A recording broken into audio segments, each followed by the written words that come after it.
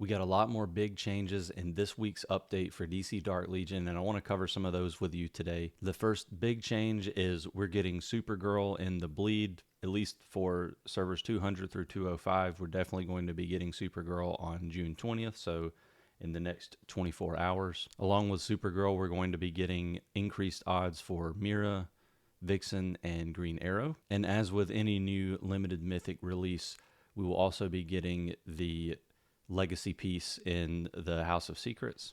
And we're also getting a new mechanic for Superman family. And basically, champions will activate something called Krypton energy.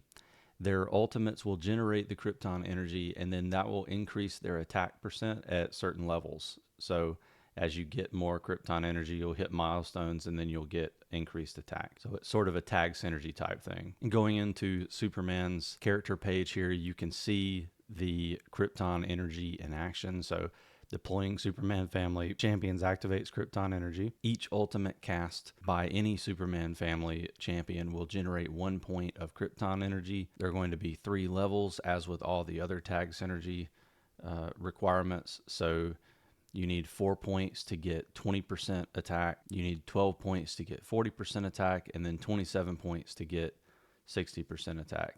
So that last one is probably going to take quite a while to get to. You're not going to get it immediately in a battle. It's going to be towards the end. But I think this is a really big mechanic, especially for Superman. But even if any of the other Superman family champions have high damage, this is going to be kind of a crazy mechanic. It's going to be really good. The other thing I want to show you is you should be able to see Supergirl and the other mythic that we're going to be getting. Looks like we're going to be getting Krypto, who is going to be a 10 shard mythic, and you should be able to access him from drawing him in the bleed or from mother boxes. And then if he's not already available in daily deals, they should be adding that later, the same as they did with Arsenal. The next update is the ability to evolve vehicles. Apparently, mythic vehicles can now be evolved to further enhance their skills and unlock greater power. You can see you have this little text box here. We're going to jump into the vehicle screen. So my understanding from the way the text is written is that the only ships you'll be able to use this evolve feature on are going to be Superman's rocket, the Batwing, and the Blue Beetle bug. Definitely not going to be a feature that 99.9% of the player base is going to have access to right now. But, I can see the reasoning for adding systems like this, because they definitely want to make sure there are things for you to do way down the road. And, hopefully 6 months to a year from now, some of us will be able to obtain some of these mythic vehicles without having to spend an absolute fortune to get there. So just wanted to mention that small update. We also have an update to purchasing planet coins. Speaking of whales, on the DCDL website, a lot of people have already been doing their top-ups from there. They're now doing, it kind of varies, but it goes from like 2% to 5% discount when you buy coins. So like if you buy the $100 pack, instead of getting 10,000 coins, you'll get 10,500. So kind of an extra $5. It's not a massive discount or not a massive extra bonus, but it is a bonus. So I'll give them a +1 for that one. Now, one thing that I'm super excited about is if we go into the store and go over to Metabrawl, if you are elite level in PvP, they've added a new tier that's cheaper for certain shards. So you'll be able to get Bane, Raven, and Wonder Woman shards for only 1,000 Metabrawl tokens each, instead of the typical 3,600 that you have to get at the master group level. This is a huge update to make it a lot easier for you to kind of plan out your farm to get some of these champions up a little bit higher, particularly for Wonder Woman. A lot of people are going to be trying to push her higher than the 5 purple stars now, and it's, if you save and you're willing to wait in a month, you can get 40 shards so that you can get her to purple or to yellow 1. But people who are a little bit more impatient and have a lot of coins or tokens saved up could buy potentially 20 shards in a week. It's just going to cost you a lot more, so it's going to be a little bit more inefficient to do it that way, and I imagine only whales will be doing it. I'm personally going to try to do the 1,000 token ones and just try to be a little bit more patient with my upgrade, but really happy to see that they've added this. All right, so let's talk about the bleed.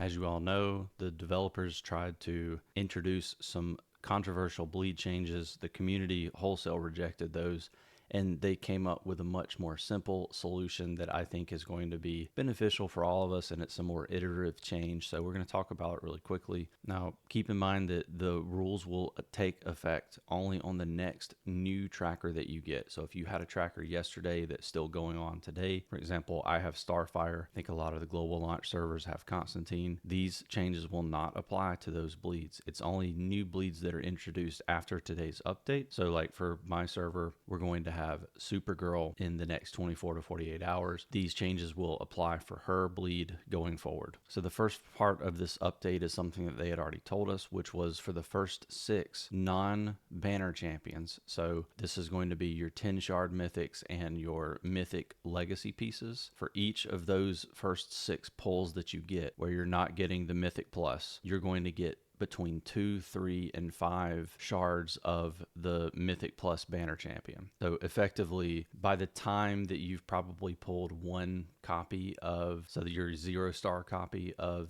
the Mythic Plus limited mythic champion, you're going to probably have received between 12 and 30 extra shards of that champion, which means that for a lot of people who just don't have a lot of anvils to spend, they're most likely going to at least have a few stars on that champion so that it's usable before that bleed ends. So I think this is a really nice update here. The thing that I had not seen before is that starting with the 7th pull of a non-limited mythic champion or legacy piece that you obtain, there's going to be a small additional chance to obtain 2, 3, or 5 shards. So you're not always going to get that. In fact, I would say that probably 9 times out of 10 you won't, but there's going to be a chance that you will, which I think is a step in the right direction. I hate all the RNG, but we're kind of stuck with it. So adding some additional elements of that on top of this so that you can get a few more shards is great. Now the same unlock requirements will apply. So you're still going to need 40 shards to unlock the limited mythic champions, and duplicate copies will convert automatically into 40 shards. So all that's going to stay the same. And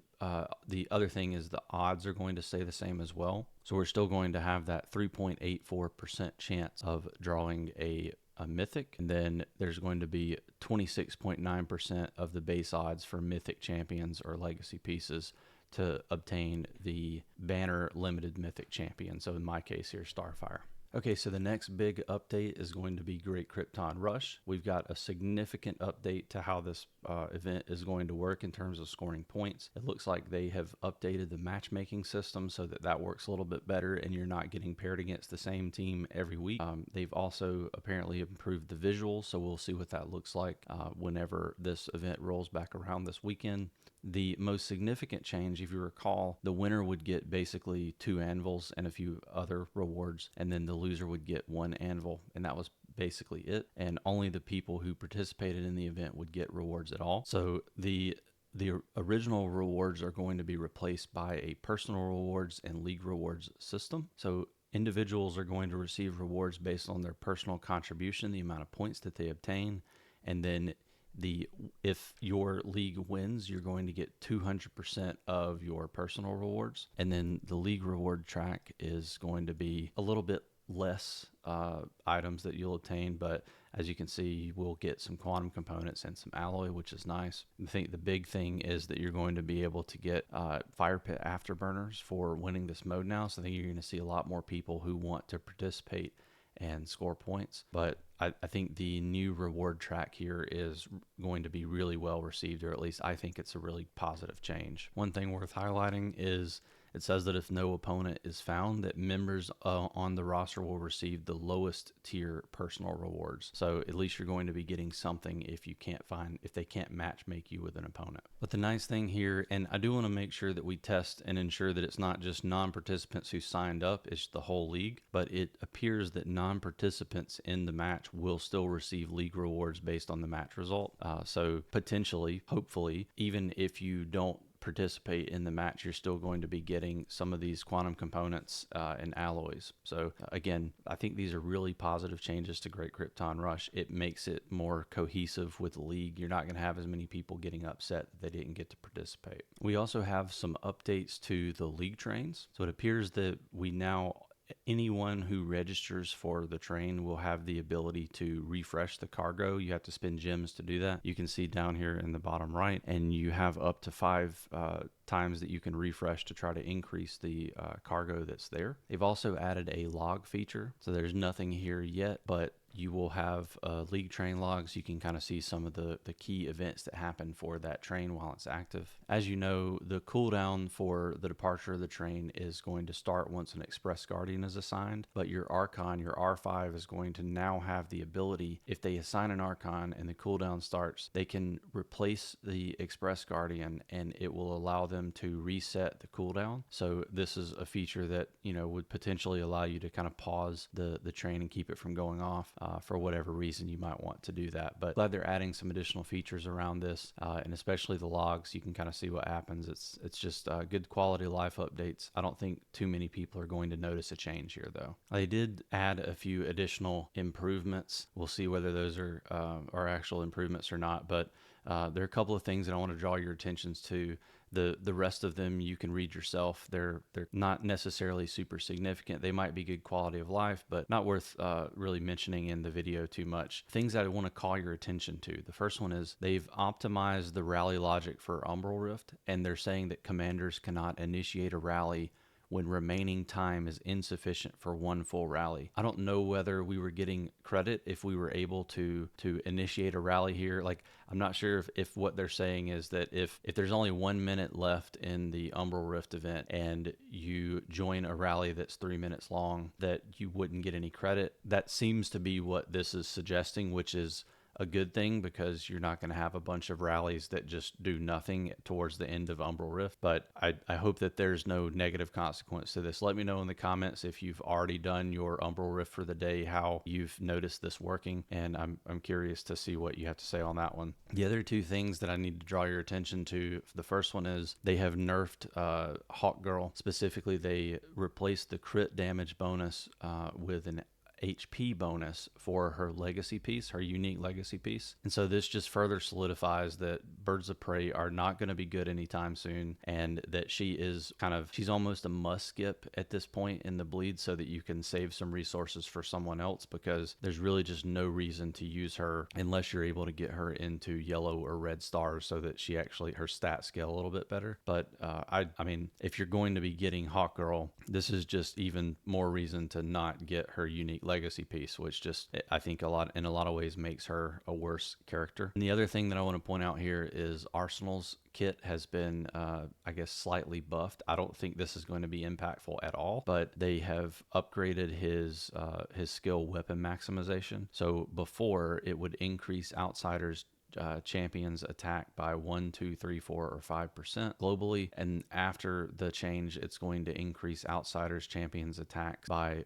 2, 4, 6, 8, or 10%. So again, I don't think it's going to be that impactful until you get towards the end, so when you have him more fully developed. But you know, it's a buff, I guess, so we'll see how that plays out. But in my opinion, Arsenal is not a great character. He's not worth investing in at all right now, until either they do some buffs or they add some other champions that synergize with him a little bit better. Here you can see the global skill for outsiders that I was talking about for Arsenal's kit weapon maximization. Well, that's going to wrap up this update video. Let me know in the comments down below if you are planning on going for some of these Superman family champions. I'm definitely going to try to get a few copies of Krypto myself. If you haven't already, make sure you hit that subscribe button so that you can get more DC Dark Legion content like this in the future, and I'll see you on the next video.